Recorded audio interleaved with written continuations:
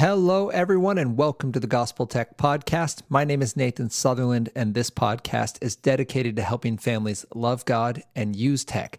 Today, we are having our back to school episode. We are going to be talking about how do we engage our technology as we go back to whatever our new school year will look like. Right now, there are young people either back in the classroom or getting ready to go back, so we need to talk about, all right, what does it look like to have healthy tech at home, at school, in whatever time we may have that's discretionary? What does that look like? And so today we're actually going to address it in three areas. We're going to look at that home idea of how do we kind of set up a hedge is the way I like to think about it. We're putting up this kind of buffer and this protection from just kind of some of the crazy that can happen on the internet and protecting our kids in that way. We're going to talk specifically as its own line item, smartphones, because this is where the peer pressure starts to drop again, is when everyone else has one, right? When you're homeschooling, as long as your siblings don't have them, you don't really know. But now it's going to become a thing again. Well, so-and-so has whatever shiny piece of technology is there. We're going to talk through that. And then we're going to talk about specifically how do we set up kind of the time and the place for healthy technology, because many of us, we've had some tech creep, right? It's kind of shown up in areas of life where it didn't used to be just because we've been surviving, right? So let's take this time of a new school year, whether we're going to homeschool or go back to public school or do some other option. Let's talk about how can we be intentional about our technology so that we can indeed love God and use tech and not simply do whatever feels right or whatever's most convenient or whatever everyone else is doing. Let's be really intentional about that. And so today we're going to do exactly that. With no further ado then, let's get this conversation started. Welcome to the Gospel Tech Podcast, a resource for parents who are feeling outpaced and overwhelmed as they raise children in a tech world. As an educator, parent, and tech user, I want to equip parents with the tools, resources, and confidence they need to raise kids who love God and use tech.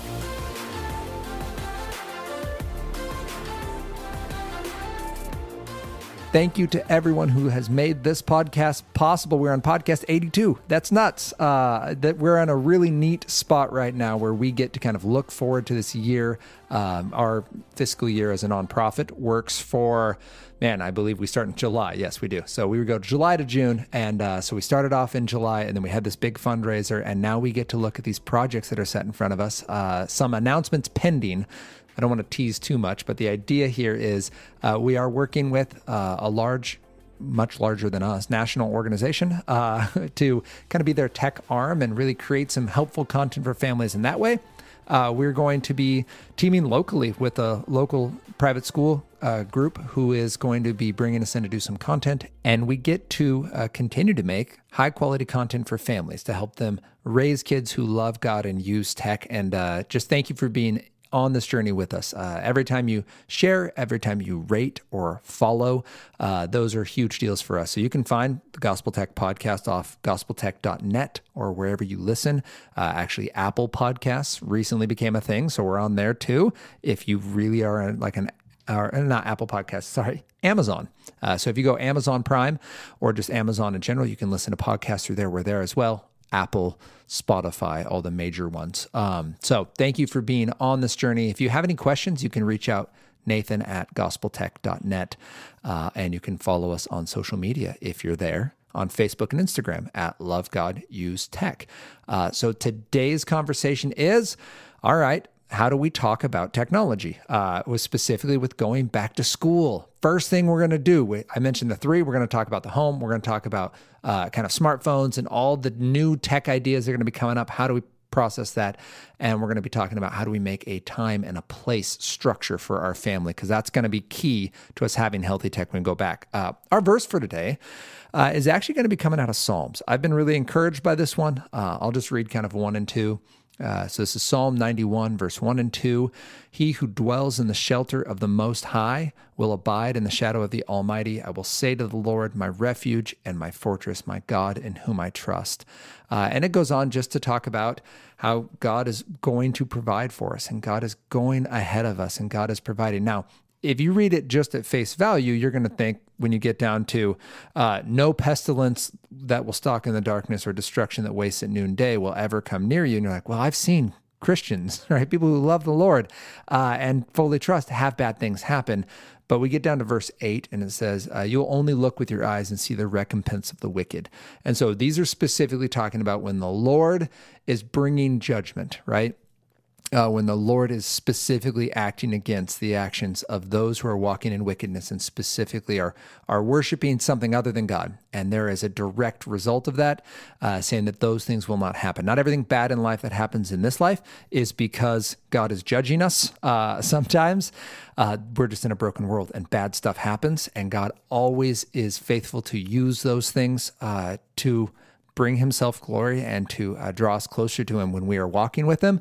Doesn't mean they're good, doesn't mean we want them to happen, but we want more of the Lord, and we will take whatever he is using in this season. So I guess just encouragement there. The reason I picked this specific chapter was it's been one that's been an encouragement to me. It's a reminder that, man, I'm not worried in this life about whether the Lord loves me. I know the Lord as far back as there's been history, before there was ever a covenant, before there was ever Jewish Israelite people. Wow, struggling today. Israelite people. Before any of that, the Lord was moving and he was acting and he was calling and he was saving. And we see then that marital covenant made with the Hebrew people, with the Israelites, of if you, then I will, and they don't do any of it. And they're terrible at it. And yet he still keeps this covenant and he says, hey, there's still a redeemer. I made a promise. I don't break my promises. Genesis 3:15 will be fulfilled. And Jesus comes. And now we have the New Testament saying, well, what does it look like to live in light of a completed covenant, right? That God has done it. So it's done, but it's not yet fully recognized. And we go, why, Lord? Why in this season? If I know that you're alive and I know that you're powerful, why do my kids have to live in this broken world? Why do we have to process this broken world? Why do I have to suffer in this broken world? And the answer is grace. God is incredibly gracious. If we got what we deserved, you and I wouldn't have come to know the Lord, right? If 500 years ago, history had ended, right? If 50 years ago, in my case, history had ended and God had come back and given recompense to the wicked and had pulled the weeds and sifted the chaff, right? And there had been final judgment, I wouldn't know the Lord, right? And if it happened too far ago, right, I wouldn't have known the Lord, but I would have been here, right? So I am very grateful for the Lord's graciousness. The reason I picked this verse is we need to remember the world can be scary. Tech can be intimidating. We can worry for our children, but we need to remember who has our children, as this verse says, under his pinion feathers, right? Like a mother bird covering us with his grace and his mercy and his love. And he has so many more he wants to bring into his family. And that's why we're here. That's why we don't have free time. Ties in with our tech conversation. We just have the time we're gifted with. And so we just want to make sure we're using it well. So in light of that, this fulfillment of Old Testament promises with this new covenant promise of being made children of God, let's talk about it. All right, so now we talk about our technology at home. Our kids are going away. What does our home baseline for technology need to look like? It needs to look like accountability, or what I like to call a hedge, right? This boundaries around our home Wi-Fi network and our personal devices. So let's tackle those separately. Home Wi-Fi is probably the easiest. That means that when you walk in your house, you are on internet provided by your house, right? There's a router somewhere, and that router sends an internet signal out to devices that can receive it. So you need to have some kind of accountability on that device. Two great options. You can use the Circle by Disney, and that works just on your Wi-Fi router, and it only works on devices that are on your Wi-Fi internet. I'll explain why that matters in a moment. Or you can use the Griffin router, and the Griffin router actually basically has a Circle built into it. Both of them have a mobile version, okay, which we will get to in a moment, but the Griffin router and the Circle both allow you to set things like a time limits, a bedtime for your internet. So you go, great, devices are going to shut off at 8 p.m., bedtime's 9, right? So we will not have Wi-Fi an hour before bed. So that goes for school devices, that goes for, any personal computer, gaming console, they're all shutting off the internet at 8 or 9 p.m. It's really nice when done in an open conversation with our kids, because our kids can understand the expectation. They can understand this idea of an internet budget and that we are going to use it at certain times. So that's the first thing is we're going to lock that down. It also allows us when kids come over and go, oh, I brought my own iPad or I brought my own laptop. Go, cool. That's great. You can use this guest login. Circle and Griffin both let you do this. And they can actually log into your network. And then everything they do is accountable to your family expectations, which is really neat, right? So you're not scared of the internet. You're just making the internet what you would expect, right? You wouldn't just let any old stranger bring any other content into your home. So you shouldn't let the internet do that either, right? There's plenty of strangers and plenty of content that you would not appreciate for your children. So first is we lock down that Wi-Fi. Now, those are both purchased items, but if we're going through the work of having Wi-Fi internet in our home, which costs money anyway, it's worth the little bit extra. If you don't have a router yet, the Griffin is probably within 50 to 80 bucks. And I believe that that's roughly the range of a Circle as well. So if you already have a setup router, Circle is a great option. If you're looking to get into the Wi-Fi world or upgrade your router for home, Griffin is a great option. So that's the first piece, but that's only Wi-Fi. If you have a smartphone, it has cell service. Some tablets have cell service. That is this extra layer that is not covered under any of that home protection. So it's two parts. When we're building a hedge for our homes and we're looking at the school year and we're going, man, my kid is going to come home with a laptop. That laptop's going to need Wi-Fi. So you're going to be covered under your home device protection there. And districts typically have some kind of accountability. It's usually awful. Kids can get around it very quickly, but they do at least try. And in fairness to districts, they're usually trying to balance what teachers are trying to use for their resources, like YouTube videos and outside content, so that that stuff isn't getting blocked, while also protecting kids who are actively trying to circumvent safety. And anyway, so it's a crazy, tricky thing when they're providing devices. Parents stay on your districts and ask them for support in that. But then we go personal devices. So here's just a small list of what those include. They include phones, including old phones. So you may have tossed and been like, oh, we'll just let the kids play with this. It's a, iPhone 5 or whatever. If it still turns on, it still gets on the internet, even if it doesn't have a cell service. So keep that in mind. Computers or old computers, televisions, smart TVs, or DVRs and DVD players. These have internet access, and especially through Wi-Fi, they can get there. E-readers, that can be your Kindle Fires and your whatever you use for an e-reader. There's Nooks and all sorts of variety of e-readers. Gaming systems and consoles, whether it's a Nintendo Switch or an Xbox or a PlayStation or something like that. You have your iPads and your tablets, right? These are all things that can get online. And if they can get online, you need to know how many of them you have and where they're at. You need to make sure that there are parental controls on those and that they're connecting through your Wi-Fi. They don't have independent cell service. And the reason for that is the accountability of these devices. Our kids do not need the Wild West of the internet in their palm of their hand when they come home. And parents, we can model this as well. Personal devices are really useful because they're so flexible. When we walk out of the house, we now have this device that keeps us connected to the world, right? As adults, that can be very helpful, especially for many of our jobs. And yet, when we come home, we allow that flexibility to actually overcome our presence with our families. We often become habitual in checking our work email and checking our social media and checking things that actually it's not the right time and place to do it. It's a great tool. We do need access to that. We just don't need it once we walk in the door. I would encourage you to challenge with your family to think of a plan. Have a place those devices go when you come home. Have a time of day you can check it. Say, hey, after dinner, so we're going to eat dinner at 5:30. We're going to eat until 6:30, whatever your family meal time is. And we're going to get a half hour, right? It's well before bedtime. We're going to get 30 minutes, and that's our social media time. That's our check work email time. That's our play video game time. Whatever your drool tech option is, we're going to go online. We're going to watch our show, do our thing, and then we're going to be done. And I love that idea. We'll come back to this later, but having those devices go away sets for the family this expectation of, all right, personal devices are gone. This isn't personal tech time. This is family time. We're going to do our schoolwork. We're going to put those devices away, right? And we are going to, we're going to have technology be something we go to and we use, and then we put away when we're done with it. It's not just going to be this slow drip of distraction that really eats up our family time. So at our home, our hedge involves Wi-Fi. It involves putting away our personal devices, and then it involves accountability for those personal devices. So there's really 3 ways to do that. I mentioned Griffin and Circle, those home Wi-Fi devices, have a Go version, which means you can download this app onto whatever the smartphone is that is leaving the home. And now that has the same amount of accountability as it does at the home. So you can see what's looked at, when it's being used. You can set time limits. You can set parental controls that say no access to anything but website A, B, and C, right? Those kinds of safety issues are a real thing. That's an important piece to do. Covenant Eyes is one that I suggest for anyone. It's what I use personally. It goes on computers and smartphones. And Bark.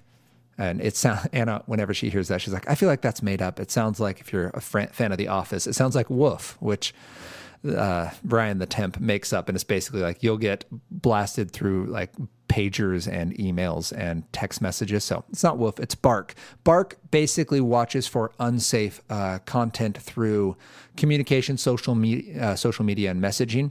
So if there are concerning phrases or words or links, it notifies you of kind of what the communication is and what's going on.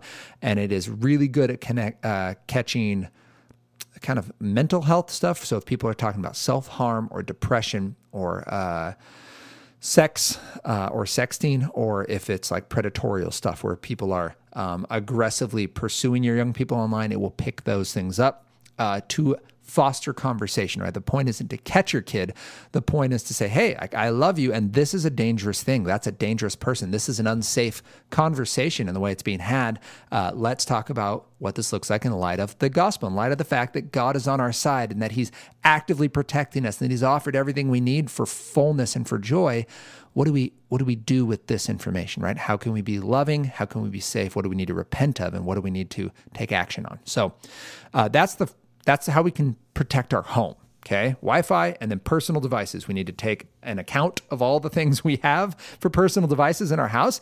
Go through, make a list, check them off, get rid of the stuff you're not using. Please don't leave an old smartphone in a drawer somewhere because someone's going to plug that in, right? And it's going to become an issue.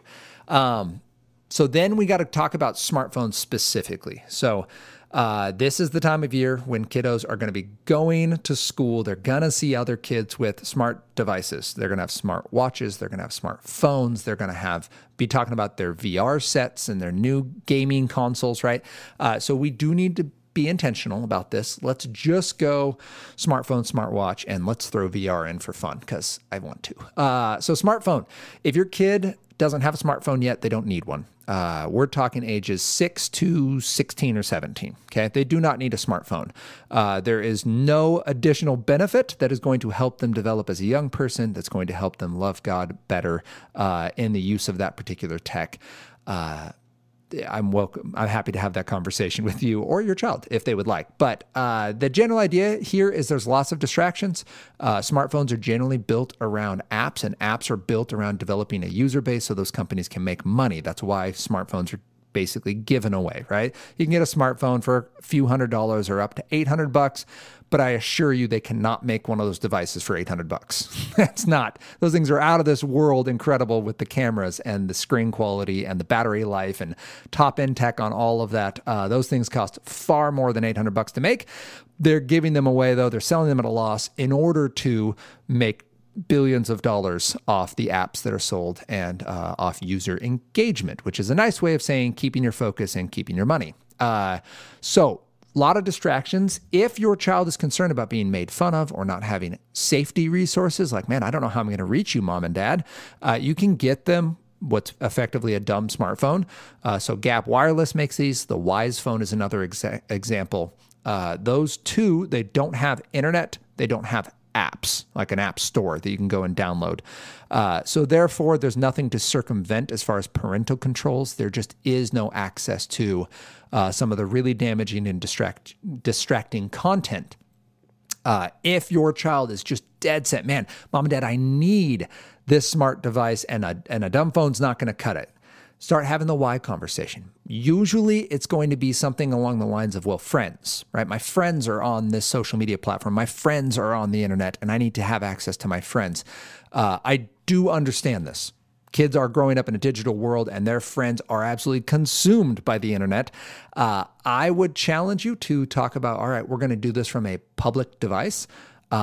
Because what we want our kids to have, right? We want them to have friends. We want them to have joy. We want them to have fun. We want them to have adventures, basically a childhood, and a smartphone does not support that, right? It does give them access to friends. Like I have young men, usually it's young men who say, well, all my friends just play video games. So if I'm not on this video game, I don't have friends. And that is real. There is some reality to that. What I have seen almost 100% of the time, and I'll give the caveat to this in a moment, almost 100% of the time that when that's the situation, they go online and they have their friend in that video game, but it ends up being not really a friendship. It's a common activity. So the video game is actually what they have in common now. And when the video game goes away, so a kid goes, well, I can't play this week or whatever, they just don't see that friend that week. So it's not actually a friendship. This is a what would you call it? It's a co-interest. So we like video games, therefore we do video games together, but video games are the top priority. When this goes away, well, now I'm not friends with this person anymore because I don't do the thing they like anymore, right? And so a real friend should still be there when the common interest goes away, right? Because they're interested in you. So I would push back on that and say, great, you can play that video game with that person, but we have to find another outlet, right? Sure, you can be on social media with that person, but you have to have another outlet to connect with that individual, which is why I would say you need common space to use this technology. So you can say, yes, child, you can use social media from our public computer, right? Which is going to rule out a couple of the forms of social media they can use, frankly, because those forms of social media tend to be toxic and they tend to be unhealthy and they tend to be some of the highest engagement, quote unquote, where people really struggle to use them well and to use them, at appropriate times in a limited amount of space and time. They tend to just consume all the moments of all the day. So you don't check it much, but man, I watch 3 minutes of video every 15 minutes. And it's just kind of every down moment the kid is on there and they're consuming more content. That's what we want to avoid. We want to say, hey, from 6 to 7, from 6:30 to 7:30, from 6:30 to 7, like whatever your time limit is, this is when you're going to use it. You're going to use it from that family device. You can catch up with your friends. You can make plans with your friends, but it's a tool. We're not just going on there to veg. We're going on there to use what we need to use and then to rejoin real life with people that we care about. So if your kid says, I need a smartphone, that's not true. They can do that from a public device. They can have a dumb phone. If your kid already has it, the conversation now needs to be, great, how are we using that well? Is that impacting our reset, right? Our relationships and responsibilities, our emotions, our sleep, our enjoyment, and our time? Is that smartphone getting in the way? And if it is, do we need a new plan? And let's make sure this is clear right here. Let's pause because I may have misstated this previously. If your child has a smartphone, they should be using an Android device. Android, meaning it is being run by the Android operating system. So it's going to be like a Samsung would be the device I would encourage, mainly because I don't trust Google with their privacy stuff on their Google Pixel, although that is a high quality device. But Samsung runs a great device. It still has a great camera. If they have a smartphone, the benefit of a Samsung device is it allows actual accountability. Apple has repeatedly said that they don't care. So your kid, you might have parental controls. Your kid can get around them if they so much as care to do that, especially if you allow them to have any apps on there. And if you're not going to allow them to have apps, there's no reason for them to have an iPhone. So you're going to have an iPhone because you want access to the iPhone App Store and the games and the social media options and, kind of those resources. But every one of those on an iPhone is a rabbit hole to the unfettered internet, and a child will figure that out very quickly if they have the will to do that. So Gabb Wireless or the Wise Phone are a great way to do it, because what we don't want when it comes to a smartphone is distractions. We don't want a loss of sleep. We don't want bullies. We don't want creepers and strangers. We don't want pornography. We don't want addiction. We don't want shame. And we don't want just generally unhelpful content, right? Talking heads who bring up ideas to our kids that they may not be age appropriate for, or that may be brought up in unfair ways. There's a lot of illogical arguments, especially about God, that are brought up on the internet that sound really convincing until you have someone who knows the Lord and who knows the Bible talk about it, right? Where there's these kind of cyclical arguments of, anyway, we don't have to go into it here. Just know that there's a whole section of the internet that is dedicated to being mad about church experiences and about God. Some of it from real hurt and some of it from people just being angry and on the internet. So we want to make sure we're being intentional to have those conversations with our kids and not just let strangers talk to them about it.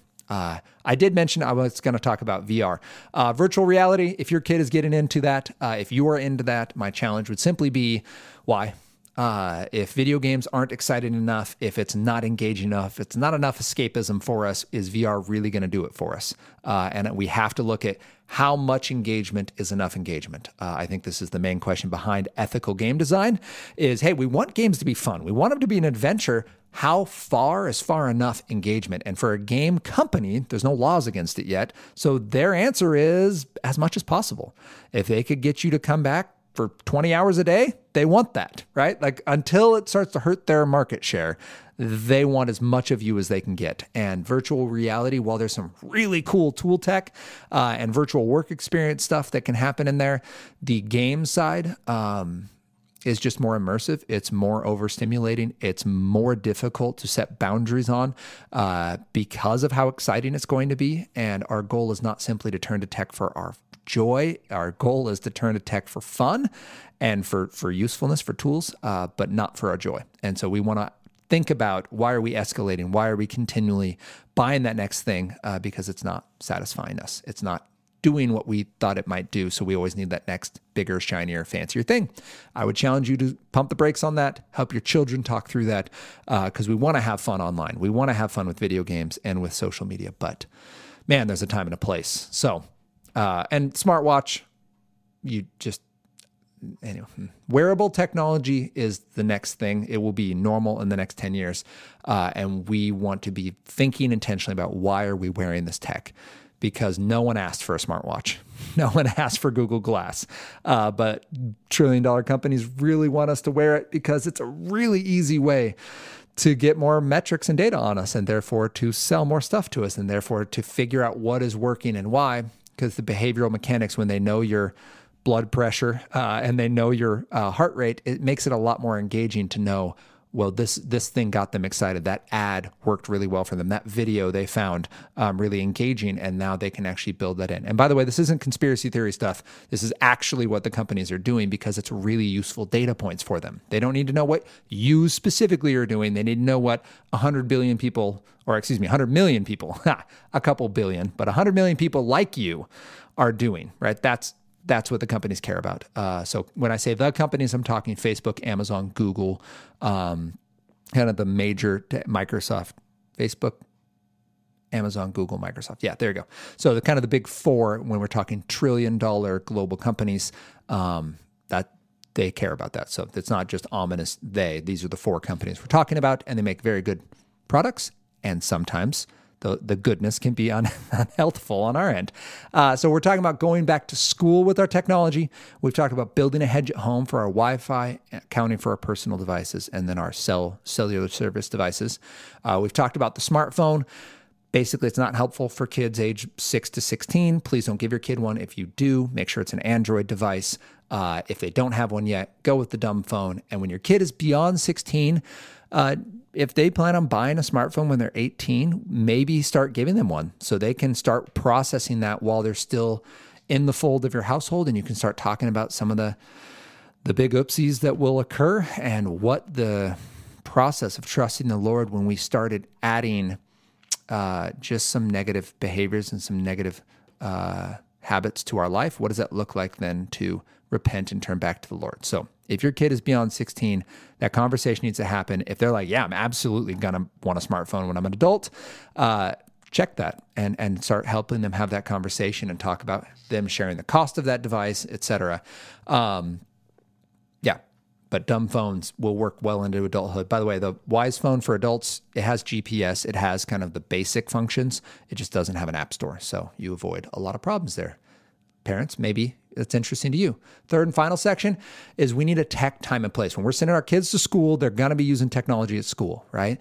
So we need to know, what is that going to look like? So with my children, I have a child going into second grade. They have classroom computers, and if they can earn time on that computer, and it's not for like AR reading is something they do where they read a book, they take a quiz online, they get points, right? If they're just playing games because they earned free time, we've actually asked the teacher, hey, that's not going to be an option for our second grader, right? He will pick that. He will veg out on it, but he's also really happy doing other activities. So please provide some of those alternative options for him for his free time, right? Which for him involves reading a special book that he really enjoys, or doing a puzzle, or playing a game, or doing an art project, right?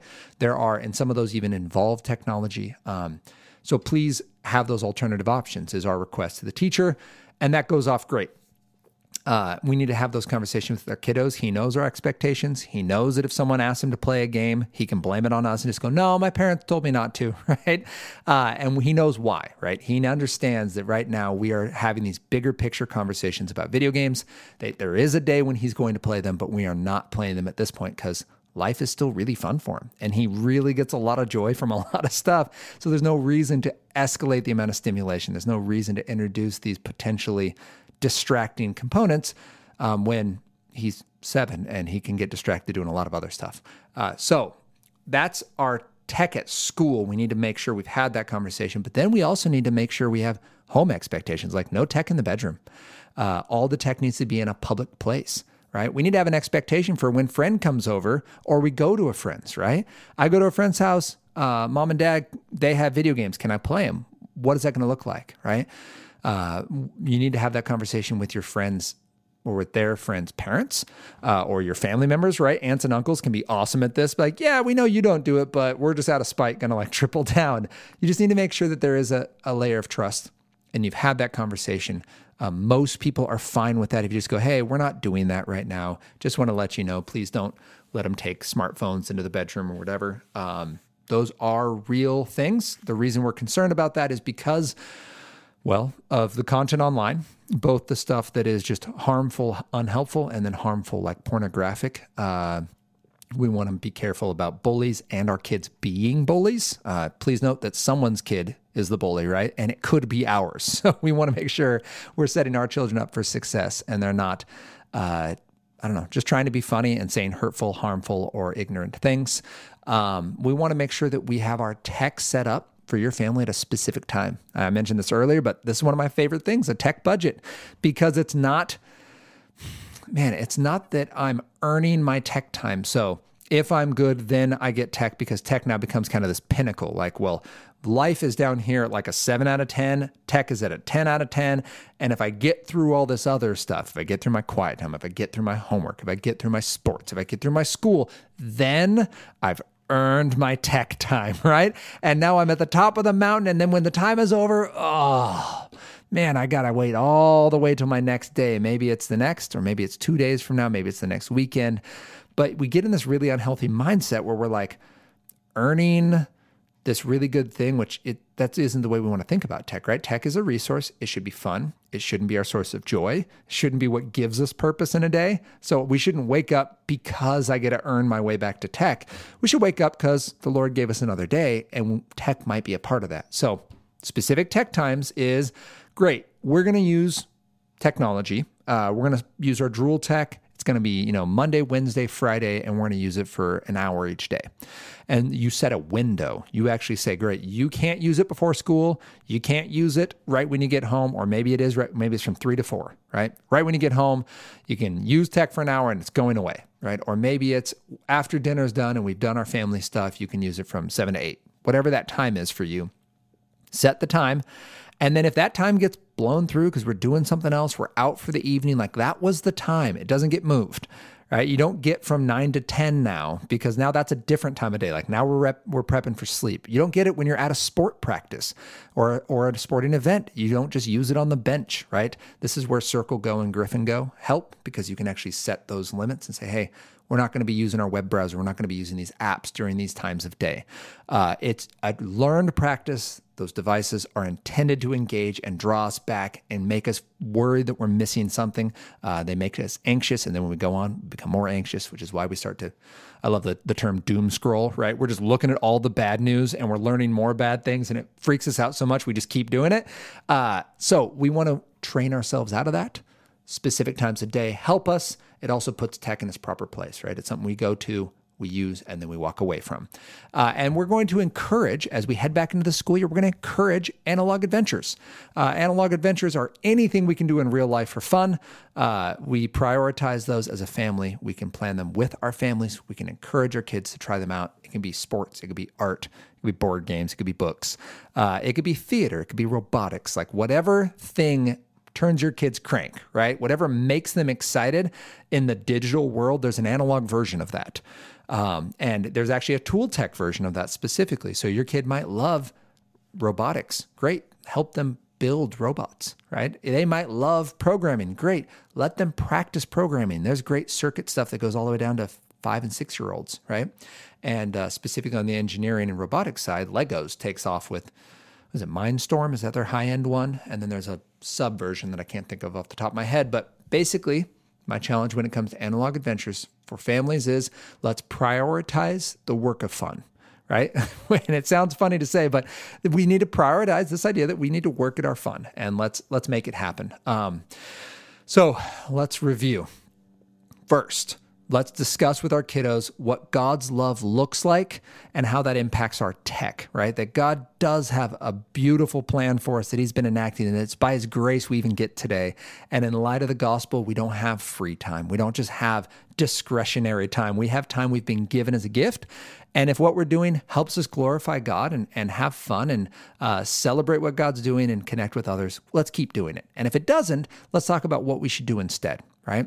Let's make a plan. This is your family tech framework. I ran through a bunch of it today. That's the family hedge. That's the smartphone stuff. That's all that time and place conversation. You need to have that in place so your kids don't feel like you're arbitrary, that you're just making up rules in the dark so you can come whack them when they do something wrong.